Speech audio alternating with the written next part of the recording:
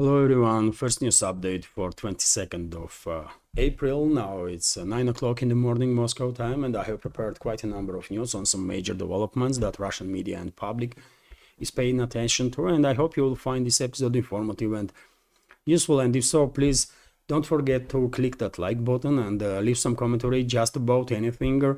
More likes and comments probably will help to reach to deal with the algorithm and reach wider audience. And if you are watching this video on YouTube, please switch platforms for next 30-35 minutes.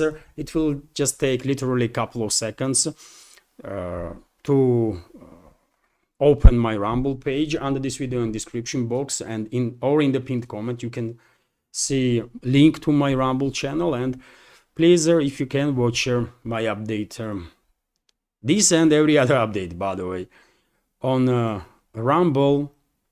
It's a free access, it's a free subscription. If you have an account on Rumble, please subscribe.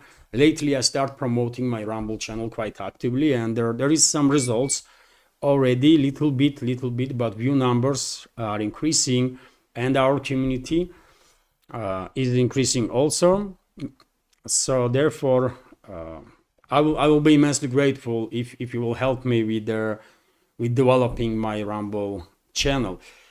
So okay, that's been said, let's go through some news now. And first of all, this report that according to a number of sources, Russian troops liberated settlement of Sukhie Balki, which is on eastern flank of Pokrovsk-Mirnograd agglomeration. Just a couple of days ago, I reported about liberation of Valentinovka settlement on the southern flank of Sukhie Balki, and now reports are coming in that this settlement, Sukhie Balki, which is 2-3 times bigger than Valentinovka, has been liberated. So significant progress, sectoral scale progress of the Russian armed forces in this direction. And all along the front line, by the way, Russian troops are improving positions. And I want to give you also update on developments on this borderline strip in Kursk salient area. According to reports, and for example, TASS news agency was also reporting that Russian forces are encircling Ukrainian troops in Garnal settlement in the Kursk region. So this is Garnal settlement, by the way, this area with quite difficult terrain. And after liberating monastery complex on the northern eastern side of Garnal, now Russian troops are encircling Kyiv regime's grouping of forces in Garnal itself, and I'm quite sure before end of this week Russian troops will liberate this settlement, and that is going to be final end of this absolutely disastrous military campaign of the Kyiv regime and NATO to invade the Kursk region of the Russian Federation. I remind you, dear friends, that according to Russian Defense Ministry, since the beginning of invasion in the Kursk region, Kyiv regime lost more than 75,000 troops and thousands of pieces of military equipment, mainly Western-made military equipment, tanks, infantry fighting vehicles, armored personnel carriers, artillery systems, air defense systems, and so on and so on. List goes on. I mean, you just name it. Any equipment was destroyed there.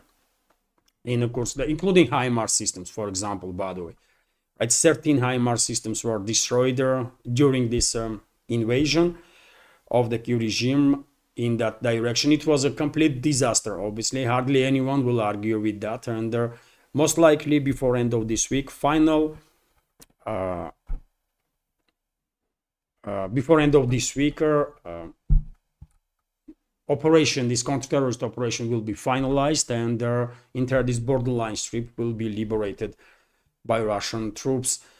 Also, dear friends, I want to give you this information that yesterday Russian president made a couple of statements about Western hostility towards Russia, and he stated that Western ruling class basically failed to inflict on Russia strategical defeat, which is absolutely correct. He also stated that no one doubts that Russia will win this conflict. Of course, Russia will win, and already won, by the way. In my personal opinion, Western ruling class already lost this proxy war that they started in 2014 at least, right? I can go to 2008, and I have quite a reason to do so, but this proxy war hot phase has started at least from 2014, and Russia definitely is winning. Also, Russian president stated that with the failure of attempts to inflict defeat on the battlefield, in the West came the realization that the key to Russia's existence is the courage of its citizens. So Russian president prized his fellow citizens, and for a reason hardly anyone can deny Russians' courage, for sure.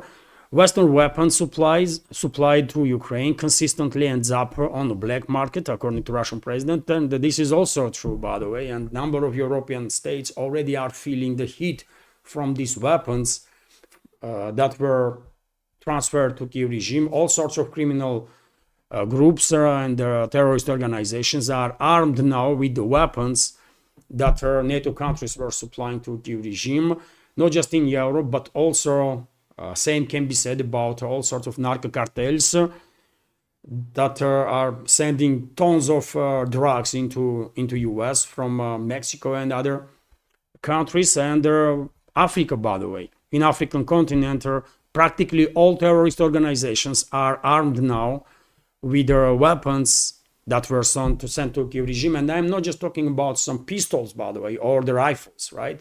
I'm talking about guided anti-tank missiles. I'm talking about manpads, right? Surface-to-air portable missile systems like Stinger. And these weapon systems are obviously extremely dangerous. I'm talking about also drones and many other stuff that all these criminals and their terrorists have their hands on now due to this extremely corrupt and despicable regime in Kiev. And also Russian president stated that Kiev regime is fighting for the capital it stole from the Ukrainian people. Hence their desire to cooperate with their sponsors.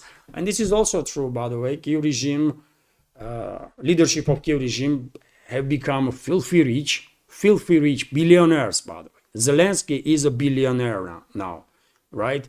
And his criminal associates are billionaires. And this is on expense of US taxpayers and European taxpayers. So, I mean, it's just everything that Russian president said is factual, right? So, but key point is, of course, is that Russian president once again highlighted that Western ruling class failed to inflict on Russia a strategic defeat that they were dreaming of, and this is obviously true. Although, of course, it does not mean that Western so-called elites will stop escalating with Russia, because it seems like they are not yet ready to acknowledge defeat, and they still are dreaming about harming Russia. And therefore, for example, Patrushev, aide of the Russian president, stated that UK and EU are plotting naval blockade on Russia. And I guess he meant, first of all, Baltics, because lately there are quite indicators that NATO member states may actually attempt to harass big-time Russian vessels, or the vessels that are going in and out of the Russian ports. But top Putin aide warned that any threats to Russian shipping will be met with resistance. The hotheads in London and or Brussels need to understand this clearly, Patrushev said, and this is true. I believe it will be better for Western ruling class to acknowledge their defeat, to agree on the concessions to Russia, and then to stay away from Russia as far as possible. Otherwise, after these warnings that Moscow is issuing, hammer is coming. And they don't gonna like consequences. I mean, Western ruling elites. So, I mean, let's hope they will come to their senses before Russia will start using this hammer, right? TASS news agency, meanwhile, is reporting that Trump's approval rating slides to 42%. This is a latest poll numbers, and according to reports that I see, this is the lowest number that Trump had in this second term. Although, by the way, I mean, 42% looks like not too bad, not that bad result if you take in account all these chaos that is in this world right now, right? And thanks to US in many regards, right? And first of all, of course, I mean, tariff wars and trade wars and that kind of stuff. Uncertainty, of course, makes people be anxious, and there are many US citizens may be disappointed in the White House, in this administration, but still 42%, if you take in account everything that is happening in the world right now, don't looks that bad, really. After all, since the inauguration, Washington is escalating with China. Washington is escalating with Latin America, Panama, to be more precise, and Venezuela. Washington is escalating with Mexico also. Washington is escalating with Canada. Washington is escalating with EU, even with UK, by the way. And when it comes to EU, for example, I mean, Denmark is a primary targeter, seems like at this point, due to Greenland topic, right? And also UK. I mean, UK is, of course, not part of EU no more, but still Europe. And even with London, Washington has quite a tense relationships. And by the way, if you are monitoring British media, British MSM, you might be surprised how hateful this British media is towards Trump, his administration, and US in general, right? And I think it's somewhat similar stuff is happening in continental Europe also, and this is not really surprising, because if you remember, I did said quite a few times before that these so-called elites in Europe, they are full of hate, and now they hate.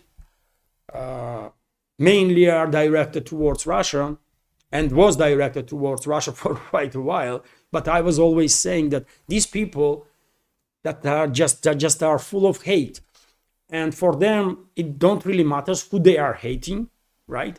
Today they might hate us, Russians. Tomorrow they might switch and start hating Americans, and that's exactly what they are doing, by the way. These people are just elites. I'm talking about elites, by the way, so-called elites, right? They are full of hate, and I'm a little bit surprised to see, I mean, on European MSM, this level of antagonism towards the US, towards US leadership. They are disrespectful, straight disrespectful, you know, and not even hiding this, including all sort of name callings and that kind of stuff, right? So that's quite something to observe, really. Взгляд newspaper, meanwhile, is reporting that one of the key members of Trump's administration, Elon Musk, according to Washington Post, may leave his position as a head of DOGE in May. So DOGE head Elon Musk is reportedly planning to leave his job in the US government due to fatigue from criticism from the left-wing political forces. Washington Post writes, entrepreneur Elon Musk's status as a special employee of the US government expires this May, and it is not yet known whether it will be renewed. According to sources, Musk is tired of what he considers a stream of nasty and unethical attacks from the left, the Washington Post reports, and well, maybe he will resign. Maybe he will resign. I said from the beginning that probably Musk will last on this position maximum a year, not even that. So therefore, I'm not going to be surprised, especially not because of this leftist hate, by the way, but because, as far as I understand, Elon Musk wanted to really cut federal spendings, but he's not going to be able to do so.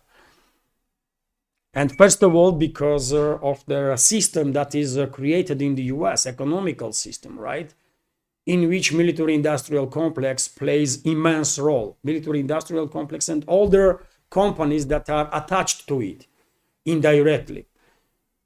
And well, according to latest reports, the White House not planning to cut money flow to military-industrial complex through Pentagon or their all sorts of intelligence services, but actually opposite is happening, and most likely next budget for Pentagon will reach $1 trillion. So in this situation, when Elon Musk is actually not really capable of acting on his views, on his promises, I mean, it does not really make much sense for him, as far as I understand, to stay on this position, because some cuts in this institution, in that institution, for a couple of million or maybe even a couple of billion, of course, not gonna change much when it comes to overall financial situation of the US. System has to be changed. Military industrial complex has to be depoliticized, has to be neutralized, basically, political influence of this hegemon in the US, and this is not happening. This is just not happening. So therefore, I think if anything, then Elon Musk probably will leave his position, because he's just unable to really cut down federal spendings big time. And he cannot because announcements was already made by US officials that they're gonna actually increase spending on the Pentagon up to $1 trillion. And if you take in account that in US there is some 36 of different intelligence services, and they also have multi-billion budgets, right? Overall spending formally on defense and national security will be around 1.3, 1.5 trillion year-on-year basis. And I mean, when US maybe is a rich country, and it is, but not that rich to afford this volume of spending, right? To enrich military industrial complex, basically. That's what it is, isn't it? When simple hammer that costs $5 are brought by Pentagon for $50, man. I mean, that's quite telling, isn't it? Military industrial complex and the Pentagon are robbing the US citizens. And Musk knows this, and he cannot really do much. So therefore, I don't know, he will leave his position in May or in July, I don't know, but most likely he is not going to stay there for much longer, because there's no way he'll be able to fulfill his promises, right? To cut down federal spendings really significantly, so that US will stop printing these freaking trillions and trillions of dollars, and which will eventually devaluate dollar itself, and also increases, despite these printings, by the way, US debt is increasing, right, tremendously year-on-year terms. And it's not just Elon Musk, by the way, that might leave his position. Rumors are that her head of Pentagon, Pat Hegseth, might actually also leave her position, although Lewitt, press secretary of the White House, stated that these rumors are just rumors, and Washington is not looking for a replacement for the Peter Hegseth. But, well, NPR, for example, yesterday reported that, Trump's inner circle is actually actively working on replacement for Pat Hegseth. First of all, because of all these constant scandals that Hegseth is involved in.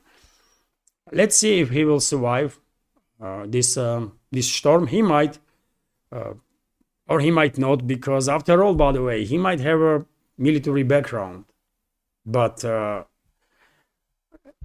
to lead an institution that employs over 1 million people, I don't know exactly how many, but over 1 million people.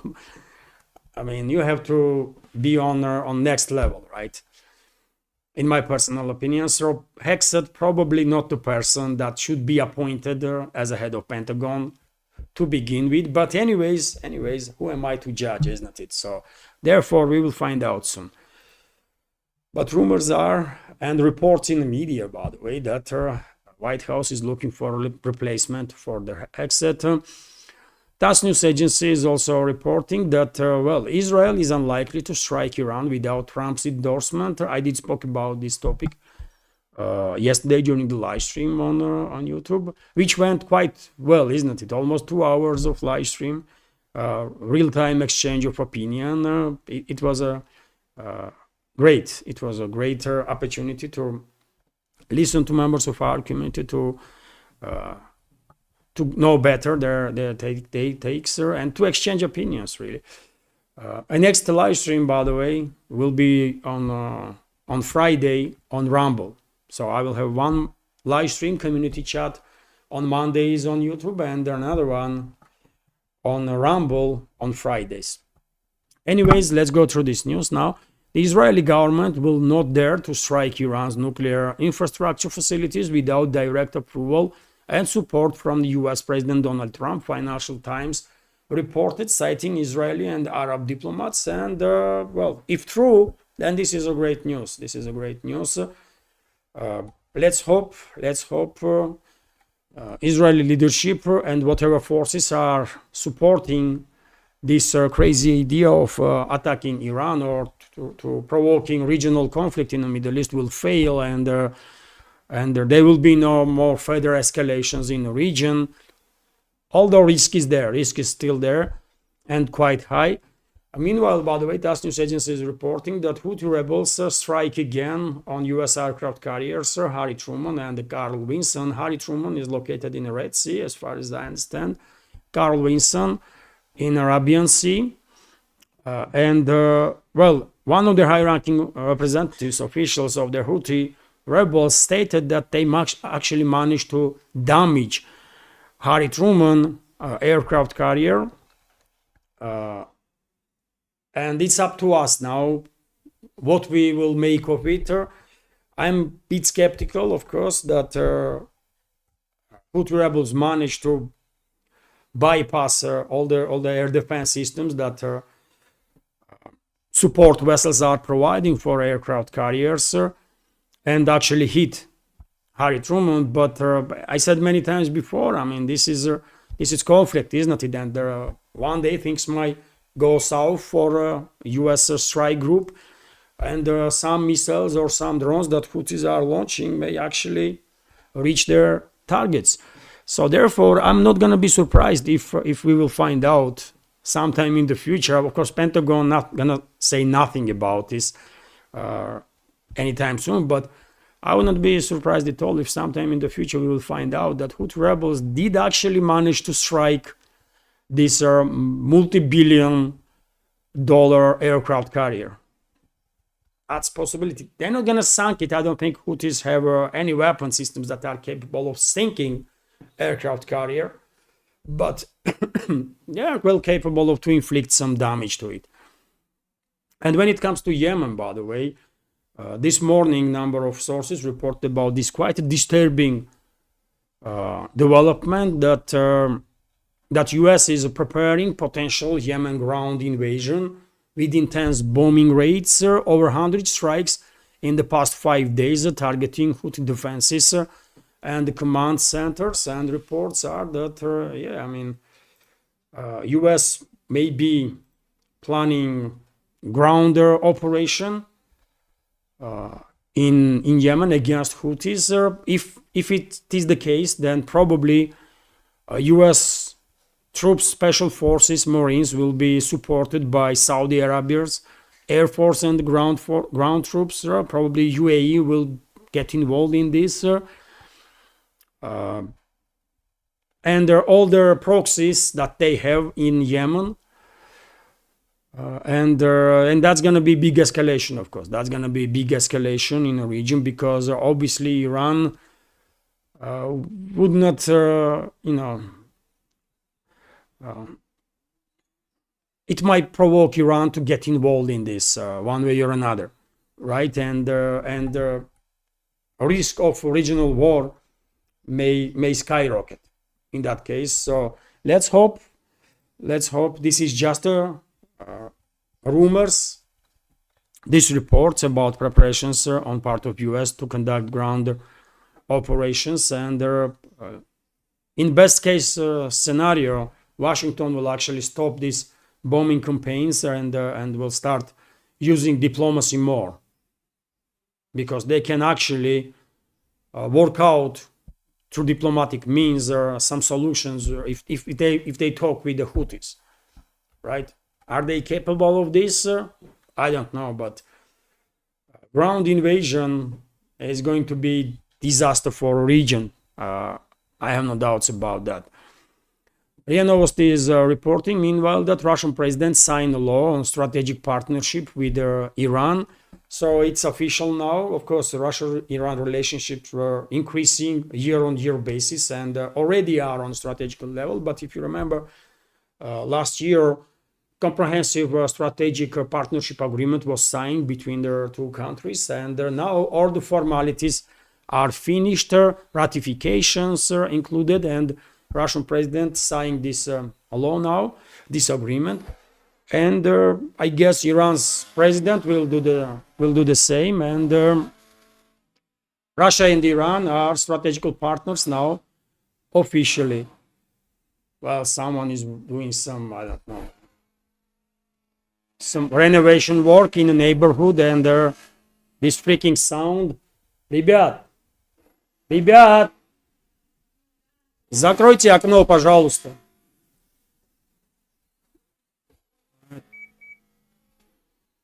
Sorry, dear friends, just a sec.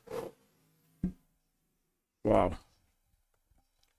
There is some renovations going on, and this freaking noise. Anyways, dear friends, let's continue with the news. And RIA Novosti is reporting that Iran ready to conclude a nuclear deal with US, according to Pezeshkian, president of Iran. So Iran is ready to conclude a nuclear deal with the United States on equal terms. Iranian President Masoud Pezeshkian stated. His words are quoted on the official website of the head of the Republic regarding, and we have quote here, regarding negotiations with the United States within certain limits and subject to compliance with the national interest. We are ready for agreement, but if they do not want to conclude a deal with us on equal terms, we will continue to go our own ways. On the day, of course, Pezeshkian meant US. So good news, also good news, I will say, when it comes to Iran. Hopefully, Washington and Tehran will manage to find common ground and de-escalate. And I believe Moscow and Beijing will play, maybe some other capitals too, will play key role in that. And Moscow is already playing, by the way. I remind you that before first meeting between Iran and the US took place, Iran's representatives were in Moscow, and same happened before second meeting, right? So Russia is already, and also before first meeting, Witkov was here in Moscow too, right? Head of US delegation. So I believe Moscow is already playing key positive role as a mediator to help both sides find common ground. So something of positive here. Let's hope Washington Iran will de-escalate. And I'm gonna end this update, by the way, on this news that gold prices exceed $3,500 for ounce, first time in history. Just yesterday, by the way, I reported during the live stream that gold prices reached $3,400, which was a historical high. And this morning we have this report that gold prices on auctions are reaching 3,500. Huge jump, isn't it? Huge jump in value, and process is going to continue, by the way. Soon gold will reach 4,000, then probably 4,500, and this process will continue until US dollar will find its true place Right now, dollar is devaluating big time. Also, there is a trade war is going on in this world, and investors are afraid to basically take risky steps to invest some already immensely inflated shares of the companies, IT companies, for example, in US, like Apple, Google, and the rest of their garbage, right? And there are many investors are choosing safer ways to go, which is to invest in commodities, and gold is definitely one of their key directions in this regard. And yes, I mean, just look at it, man, $3,500 for ounce. That's quite something, isn't it? And this is just the beginning, Bob. This is just the beginning. I think this heavy investments into gold will continue at least for next 5 to 10 years, because I think this is the time that will be needed for world financial system and economy to really stabilize, kind of alternative reserve currencies to emerge, alternatives to the US dollar, because even though I don't believe due to a process of the dollarization, dollar will completely lose status of their reserve currency, but there will be some alternatives too. And at that point, dollar probably will become really stable, when there is some alternative reserve currencies, and dollar is no longer major reserve currency, but just one of their few, right? And then, you know, market will and financial system will get a little bit more stable, and after that probably there will be lesser risks for investors to invest in something else than commodities. But yet again, I'm not financial expert, so how should I know? Isn't it? It's just my opinion, by the way. So yes, this is it for now. Relatively short update, and I like that. Many members of our community are asking, did ask for so many times to keep updates around 25, 30, 35 minutes, and today I did manage to do so. So hopefully, dear friends, you will find this episode informative and interesting, useful, and if so, please click that like button and leave some commentary if you have not yet. It might help to reach wider audience, and please share information about my channel with your friends offline or online, or share my videos. That will be very helpful too. And finally, if you like my work, if you like my channels, please consider to support my work and this project with donation through PayPal or Boosty, or by subscribing to my Patreon page. All the links are on this video description box and in the pinned comment. And when it comes to Patreon and Boosty, by the way, today most likely I will have a second news update that will be published on those platforms, on Patreon and Boosty. It all depends how day goes news wise, so let's see. This is it for now. Have a wonderful day and take care.